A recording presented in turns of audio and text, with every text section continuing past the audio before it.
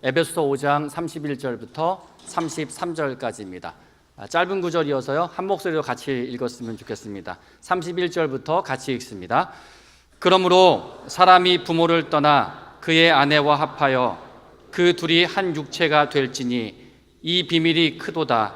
나는 그리스도와 교회에 대하여 말하노라. 그러나 너희도 각각 자기 아내 사랑하기를 자신같이 하고 아내도 자기 남편을 존경하라. 아멘. 이 시간 우리가 사랑하는 목사님 나오셔서요, 우리 가정의 치료자 예수 그리스도라는 제목으로 하나님 말씀 선포해 주시겠습니다.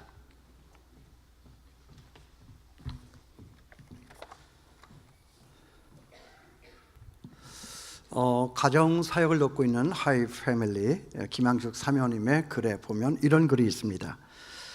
사귄 지 6개월 만에 결혼을 약속한 이 진수와 지혜는 이제 2달이면 결혼식을 올립니다. 신랑 진수는 혼수품은 아주 간단하게, 그리고 결혼식은 아주 간소하게 치르고 싶어하는 신랑입니다.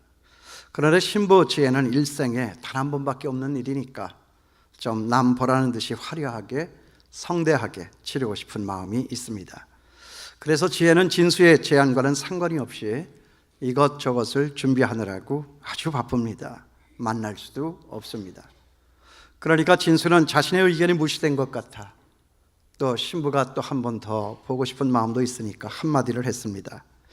아직 결혼식까지 2달이나 남았어. 뭘 그렇게 서둘러? 난 너하고 결혼하는 거지 결혼식하고 결혼하는 거 아니야. 지혜는 그 말이 서운했습니다. 도와주든지 아니면 가만히 있든지 아니면 혼자 수고하게 해서 미안하다라고 하든지. 그런데 이것도 저것도 아닌 진수가 너무나도 무관심해 보이고 그리고 야속하기만 했습니다. 그래서 무심코 내뱉은 그 한마디가 진수의 자존심을 건드렸습니다. 네 돈 쓰니? 우리 엄마 아빠 돈 쓰고 있는 거잖아. 그렇게 답답하면 네가 준비를 해. 그래서 결국 둘은 대판 싸우고 헤어졌습니다. 참 행복해야 될 것 같은 이런 예비 신랑 신부들, 그 30분의 결혼식에 결혼식이라고 해봐야 식은 30분, 혼란 그것 아닙니까? 그 30분짜리 결혼식이 30년 아니 또 혹 60년 동안의 행복한 결혼 생활을 보장해 주는 것도 아닌데 그 결혼식에 올인하느라고 정작 당사자들은 얼굴 보기조차 어렵습니다. 그러니까 가만히 보면 혼수장만 하느라고 혼수 상태에 빠져가지고 이 결혼식을 치르게 된다라고 하는 경우를 우리는 종종 보게 됩니다. 그럴 수 있다고 생각을 했습니다. 이렇듯 첫 만남에서 데이트를 거쳐서 결혼에 꼴이 날 쯤이 되면 벌써 두 사람의 사랑의 마음, 그 사랑의 탱크가 슬슬 고갈되기 시작합니다.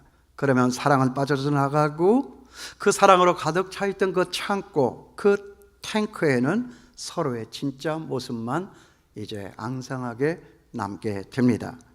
그 사람의 명랑함은 시끄러움으로 변하여지고 그 사람의 세심함은 쫀쫀함으로 변하여지고 그 사람의 뜨거운 열정은 성급함으로 변하여지고 그 사람의 과묵함은 답답함으로 변하여지고 그 사람의 친절함은 바람기로 변하여지고 그 사람의 근검절약은 낭만 없음으로 남게 됩니다. 고로 실망감이 고조가 됩니다.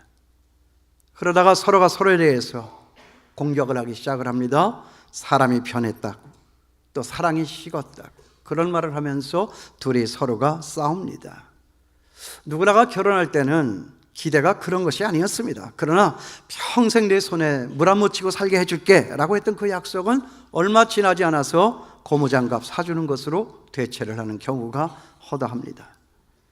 누구나 사랑에 빠지기는 쉽습니다. 그러나 짊어지기는 어렵습니다. 여러분, 사랑은 빠지는 게 아니에요. 짊어지는 것입니다. 사람들이 이것을 잃어버리고 살아간다는 거죠. 결혼식을 할 때 주례 목사님은 어김없이 이렇게 묻죠. 당신은 이 남자를 남편으로 삼고 한평생 살아가는 동안 이 남자를 사랑하고 위로하며 존경하며 사시겠습니까? 또 신랑에게도 마찬가지입니다. 당신은 이 여자를 아내로 삼고 한평생 살아가는 동안 이 여자를 사랑하고 위로하고 존경하며 사시겠습니까? 그 줄에 목사님이 묻는 말 가운데에서 가장 중요한 두 단어, 이 사랑 그리고 존경이라고 하는 이 말이 바로 오늘 우리가 읽은 이 본문에 기초한 것입니다. 그러므로 가정을 고치시는 우리 예수 그리스도의 약방문은 사랑과 존경이다 라고 하는 이 두 가지 사실로 요약을 할 수 있습니다. 여러분, 누가 뭐래도 가정은 사랑이요 존경이다 하는 거지요. 첫 번째로 사랑이라고 하는 이 말은 가족 관계에서 누리는 애정을 말합니다. 가정은 이 사랑을 기초로 해서 세워지는 것입니다. 돈으로 세워지는 것 아닙니다. 생김새로 세워지는 것 아닙니다. 가정 배경으로 조건으로 생겨지는 것이 아닙니다. 가정은 무엇이냐? 두 사람의 사랑으로 이루어진다. 여러분, 정말 그렇습니까? 그렇게 결혼하셨습니까? 그렇게 자손들을 짝지워서 결혼시키셨습니까? 돈이었나 사랑이었나? 배경이었나 사랑이었나? 그리고 생긴 거였나 사랑이었는가? 다시 한번 생각할 수 있게 되기를 바랍니다. 그러므로 여러분, 가정에는 사랑이 있어야 돼요. 사랑 갖고 살아갈 수 있게 되기를 바랍니다. 정말 사랑을 담아서 내가 당신을 사랑한다라고 적극적으로 표현을 하면서 살아갈 수 있게 되기를 바랍니다.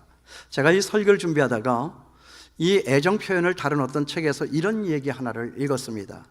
어떤 가정에 아주 굉장히 무뚝뚝한 남편이 있었습니다. 평생 사랑의 고백이라고 하는 것은 상상할 수도 없고, 사랑은 했는가 모르지만 아니 사랑이 했겠죠. 애를 같이 나눠 가지고 살고 있는 사람인데 사랑이 없겠습니까? 사랑은 했는지 모르겠지만 이 사랑한다라고 하는 표현은 죽어도 못하고 살아가고 있는 남자입니다. 그런데 아내가 중병에 걸렸습니다. 병원에 몇 차례 들락거리다가 어느 날 급기야는 사형 선고를 받게 됐습니다. 이제는 며칠 못 산다는 겁니다. 그 소식을 듣자마자 당황했던 이 무뚝뚝한 남편, 그냥 닭똥 같은 눈물을 흘리면서 아내의 손을 붙잡고 누워있는 아내에게 이렇게 말을 합니다. 여보, 내가 당신을 얼마나 사랑하는지 알지? 내가 당신을 얼마나 사랑하는지 알잖아. 여보, 힘내, 일어나, 오래 살아야 돼. 나는 당신이 없이는 못 살아. 나 정말 당신 사랑해. 그러면서 막 그렇게 우니까 다 죽어가던 아내가 벌떡 일어나더니, 아니 그걸 왜 이제 와서 얘기를 해? 라고 다시 눕고 죽어버렸답니다.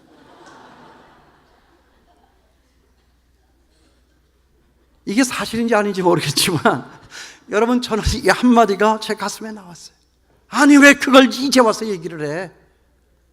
여러분, 오늘 저녁 옆에 있는 아내에게 사랑합니다 고백할 수 있는 저와 여러분 될 수 있게 되기를 바랍니다. 오늘 정말 우리가 기회 있을 때, 이렇게 살아있을 때, 같이 있을 때 열심히 사랑하고 또 사랑한다라고 말하며 살아갈 수 있게 되기를 바랍니다. 여러분, 우리의 사는 날이 많지 않습니다. 우리 같이 사는 날 정말 얼마 남지 않았습니다. 그런가 하면 또 책에 이런 얘기가 있었어요. 어떤 여자분이 이제 그 집에서 자동차 하나를 구입을 했습니다. 정말 간만에, 오래간만에 생전 처음으로 이제 한번 가져보는 차입니다. 좋은 차를 구입을 했습니다. 그런데 그 차를 가지고 운전을 하며 나갔다가 그날에 그 부인이 사고를 만났습니다. 부인이 차선을 바꾸려고 하다가 뒤에서 쏜살같이 오던 차를 보지를 못해가지고 그 옆구리를 들이받고, 이제 상대방의 차도 그렇거니와 자신이 어제 산 그 차마저도 많이 흉물스럽게 망가지게 되니까 순간적으로 제일 먼저 누가 머리에 떠올랐냐 하면 남편이었습니다. 남편의 얼굴이 막 떠오르면서 화를 내고 있는 그 남편 얼굴이 떠올라가지고 정말 안절부절을 못했습니다. 그래도 사고는 처리를 해야 되잖아요. 상대방이 와서 윽닥거리니까 차 안에 있는 사물함에서 보험 서류를 꺼내려고 하다가 보니까 그 보험 서류 겉장에 포스트잇 한 장이 붙어 있습니다. 그런데 거기에 이런 남편이 적은 글이 적혀 있습니다. 여보, 사고가 나면 먼저 기억해. 내가 가장 걱정하는 것은 이 자동차가 아니라 당신이라는 것을. 이게 우리 집 얘기였으면 참 좋겠는데 유감스럽게도 저희 집 얘기가 아닙니다. 그러니까 그 부인이 그 쪽지를 보고 그만 눈물을 흘렸다라고 하는 그런 이야기입니다. 다시 한번 할까요? 여보, 기억해. 내가 정말 걱정하는 것은 이 자동차가 아니라 당신이야. 정말 이런 고백, 이런 사랑의 음성을 들을 수 있는 우리 여자분들이라고 하면 얼마나 행복할까요? 오늘 여러분, 가정의 회복을 위해서 우리가 우리 몸을 불살을 만한 어떤 굉장한 엄청난 무슨 일을 해야 하는 것은 아닙니다. 그냥 단지 show love, show respect. 너의 그 사랑의 마음과 존경의 마음을 내 배우자에게 보여라 라고 하는 그 말씀입니다. 바로 두 가지입니다. 남편과 아내를 사랑할 줄 모르면 세상에 어디를 가도 사랑하지 못하고 사랑받지를 못합니다. 그 사랑의 결핍을 이 시점에서 끊어내버리고 이제 두 사람이 함께 가는 길, 행복한 길 될 수 있게 되기를 주님의 이름으로 축원합니다. 그 다음에 중요한 것은 존경입니다. 남자는 존경을 먹고 살지요. 때문에 남편은 존경할 수 없을지라도 하나님께서 내게 주신 남편이기 때문에 우리는 무조건적으로 존경할 수 있어야 합니다. 반면에 여자는 사랑을 먹고 삽니다. 때문에 아내는 사랑할 수 없을지 몰라도 하나님께서 내게 준 아내이기 때문에 우리는 무조건적으로 사랑을 해야 됩니다. 그런데 서로가 사랑하고 존경하며 사는 것이 그렇게 쉽습니까? 이게 그렇게 쉽지를 않습니다. 많은 부부들이 걸려 넘어지는 것이 오늘 바로 이 사랑과 존경에 대한 문제입니다. 여러분, 정말 아내를 사랑하십니까? 그리고 남편을 존중하십니까? 이 두 단어에 걸려서 좌초하고 산산조각이 난 가정들이 우리 주변에 많습니다. 서로의 관심이 식어집니다. 서로를 소중히 여기지를 않습니다. 서로가 서로에게 대해서 무시하며 무관심하며 함부로 대하기를 시작을 합니다. 그러다가 네가 그러니까 나도 그런다 라고 하는 그런 식입니다. 그러니까 항상 그런 집에는 왕과 왕후는 없고 언제나 머슴과 하녀만이 있을 뿐입니다. 아내를 하녀 취급을 하니까 나는 머슴이 되고 마는 것입니다. 남편을 머슴 취급을 하니까 나는 하녀가 되고 마는 것입니다. 여러분, 우리의 가정에는 왕과 왕후가 있어야 하고 우리의 가정에는 왕자와 공주가 있어야 하는 것입니다. 항상 하녀와 머슴만 득실득실거리는 그런 집안이라고 하면 그것이 행복할 리가 있겠습니까? 남편의 사랑은 아내에게 있어서 생명입니다. 사랑이 있으면 어떤 고통도 감수를 하는 것입니다. 사랑이 있으면 죽음도 마다하지를 않습니다. 제가 남편이기 때문에 아는데요, 저희 집사람이 저를 존중해 준다면 당신 짱이야 라고만 하면 저는 그 여자를 위해서 목숨을 바칠 각오를 할 수 있습니다. 이게 남자들이에요. 단순해 가지고요, 존경만 하면, 존중만 한다면 목숨까지 바치는 것이 우리 남자들의 사랑이다. 그러나 그 사랑이 사라지고 나면 살맛이 없어지는 거죠. 이 아내의 존경은 남편에게 있어서 생명이잖아요. 존경이 있으면 어떤 고통도 감수하는 거예요. 존경이 있으면 죽음도 마다하지 않는 거예요. 그러나 그 존경이 사라지고 나면 살맛을 잃어버리는 것이 우리 부부 두 사람이 살아가는 삶의 모습인 것이다. 여러분, 남편의 존재를 알아주고 계세요? 제가 가만히 있는 것은 여러분들이 생각하고 답을 해야 되는 시간이라고 하는 거예요. 남편의 존재를 알아주고 있습니까? 그가 많은 학식을 가져서가 아니에요. 그가 많은 재물을 가져서가 아닙니다. 그가 많은 능력을 가져서가 아닙니다. 그는 내 남편이기 때문에, 하나님께서 내게 주신 남편이기 때문에 알아주어야 합니다. 아내의 존재를 여러분 알아주고 계신가요? 예쁜 얼굴을 가져서가 아니에요. 부드러운 마음씨를 가져서가 아닙니다. 머리 좋고 명석하고 맞벌이를 잘해줘서가 아닙니다. 그가 내 아내이기 때문에, 하나님께서 내게 주신 아내이기 때문에 알아주어야 합니다. 남편은 아내를 사랑할 수 있어야 하고 아내는 그 남편을 존중할 수 있어야 합니다. 아내의 수고를 너무 당연한 것으로 여기고 감사가 없는 데서부터 사랑이 식어가는 것입니다. 그리고 존경도 달아나는 것입니다. 그래서 부인들이 이런 말을 하기 시작하죠. 자기 마누라 하나도 간수할 줄 모르고 자기 마누라 하나도 감동할 줄 모르는 위인이. 그래서 요즘 제가 잘 쓰는 말 가운데 하나는 이것입니다. 이미 기업들도요, 세상에서 다른 사람의 주머니에 있는 돈을 빼서 돈을 벌려고 하는 기업들도요, 고객 만족을 넘어서 이제는 고객 감동의 시대로 들어가고 있는데, 자기 부인 하나를 감동 못 시키는 사람이 어떻게 다른 사람을 감동을 시킬 수가 있겠느냐 하는 거죠. 전 정말 얼마 남지 않은 제 생애 가운데에서 다른 사람들은 몰라도요, 제 아내 하나만큼은 제가 감동을 주며 살아가고 싶습니다. 여러분, 제 아내가 지금 이 설교를 듣고 있다면 얼마나 행복하고 좋을까요? 그런데 우리 집사람은 아이고, 너는 목사라서 말은 잘한다. 너 그 자리에서 아예 안 내려왔으면 좋겠다라고 생각할지도 모릅니다. 그렇지만 저는 그 아내가 무조건 좋습니다. 그 아내가 여기 있기 때문입니다. 제가 젊었던 어떤 날이에요. 우리 집 아이들이 저에게 대해서 불만을 가진 일이 있습니다. 불만이 있을 수 있겠죠. 뭐 저라고 완벽합니까? 부족한 것이 많습니다. 저는 어려서 어렵게 자랐잖아요. 우리 시대를 살았던 우리 선배님들, 제 연령대에 있는 사람들은 다 어렵게 살았습니다. 뭐 인권이라고 하는 것이 어디 있습니까? 그렇죠? 요새는 뭐 맨날 어린이날이지만 그때는 어린이날, 시골에서는 어린이날도 없었습니다. 그렇게 자랐기 때문에 왠지 모르게 요즘 우리 다음 세대, 우리 아들, 딸들이 이렇게 살아가는 것을 보면, 우리 아내가 걔네들을 이렇게 대하고 챙겨주는 것을 보면, 저놈 자식들이 저게 무슨 호사야? 은근히 무슨 생각이 들면, 저렇게 애들을 키워서 되나? 조금만 어려워도, 조금만 비가 와도 애를 좀 차 태워서 학교까지 등교시켜달라고. 뭐 이런 것들이 이제 저는 좀 못마땅했던 것 같아요. 그러니까 이제 항상 애들을 바라다보고 아내한테 말할 때도, 애들 그렇게 키워서 어떻게 해? 좀 단단하게 키워야지. 어려운 것도 좀 만나야지. 근데 엄마 마음은 또 달랐던 것 같아요. 그러니까 이제는 저희 아내하고 애들이 똘똘 뭉쳐가지고 저를 왕따시키는 그런 현상들이 이제 집안에서 은근히 벌어지기 시작을 했어요. 그런데 어느 날 저녁에 저녁 식탁에 저에 대한 식구들의 성토가 이제 막 도를 넘기 시작을 했어요. 밥 먹다가 좋은 분위기로 시작을 했는데 이상하게 중간 이후에 가다가 보니까 이제 저를 겨냥해가지고 이제 막 화살을 쏘기 시작하는 거예요. 근데 제일 웃기는 거는 아내가 제일 먼저 시작을 해놓고 이 사태가 수습이 안 될 정도로 이제 막 위험 수위를 넘어가게 되니까 우리 집 사람이 이제 급기야 수습에 남은 거예요. 다들 그만둬. 그래도 세상에 너희 아빠 같은 사람이 어디 있냐? 와, 이 사이다 바람 지금도 저는 잊어버리죠. 야, 다들 그만둬. 그래도 이 세상에 너희 아빠 같은 사람들이 어디 있니? 시작은 지가 먼저 시작을 해놓고. 저는 지금까지도 제 가슴에 그 말이 훈장으로 남아있어요. 내가 살아갈 수 있는 힘은 뭐냐? 내가 당신의 남편일 수 있고 내가 이 아이들의 아버지가 될 수 있는 것은 뭐냐? 그래도 세상에 너희 아버지 같은 사람이 어디 있냐? 이게 뭐죠? 존중 아닙니까? 인정 아닙니까? 그리고 이제 마지막입니다. 그런데 여러분, 그 사랑과 존경은 누가 먼저 하는 거죠? 그 답은 먼저 서로가 먼저입니다. 기다릴 것 없어요.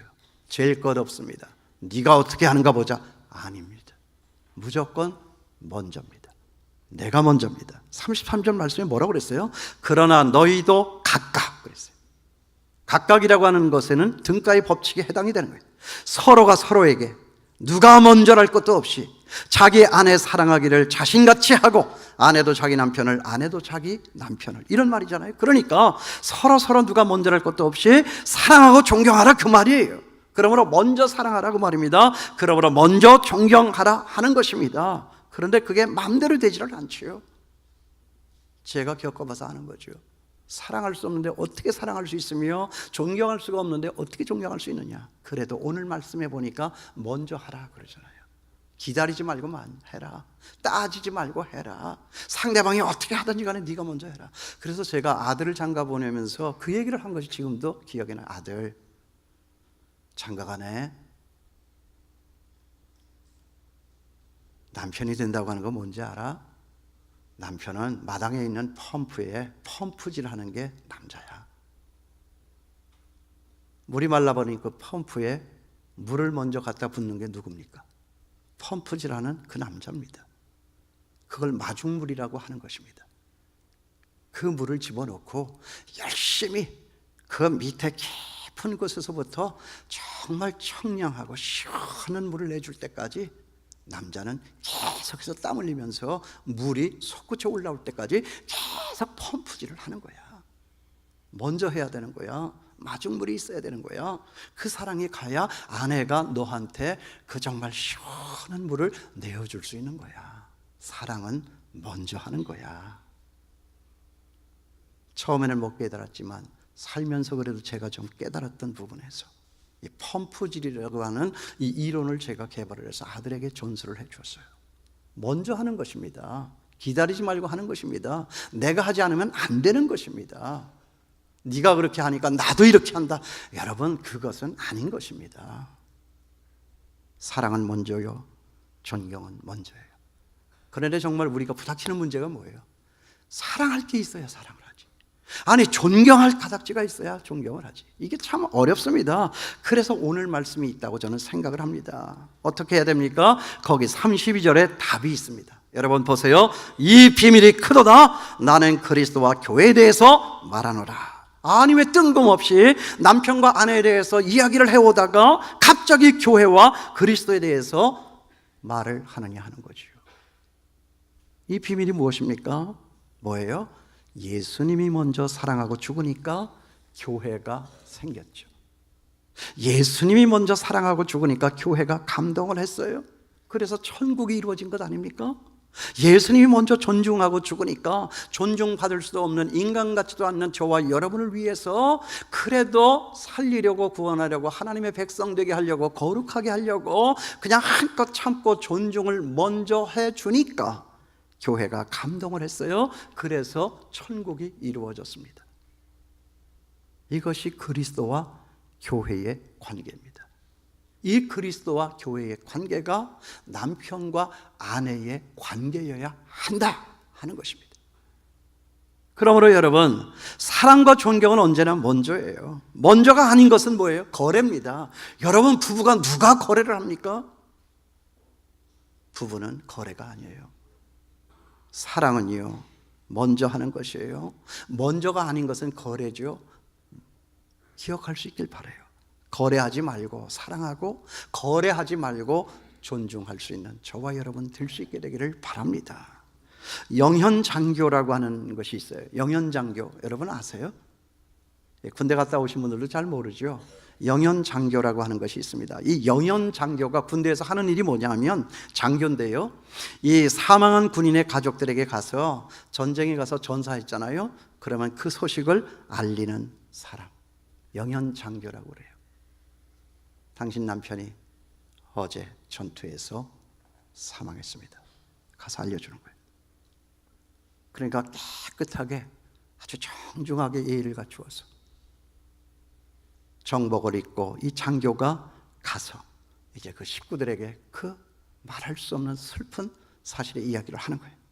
그러나 암만 그렇다고 해도요, 정복을 입고 예의를 갖춰 최선을 다하지만 그래도 그게 용납이 됩니까? 남편이, 아들이 죽었다고 하는 소식에 가족은 그냥 그 장교에게 덤벼들어서 막 주먹으로 때리고 치고 소리 지르고 이제 욕을 하고 발길질을 하고 야단을 치는 거예요.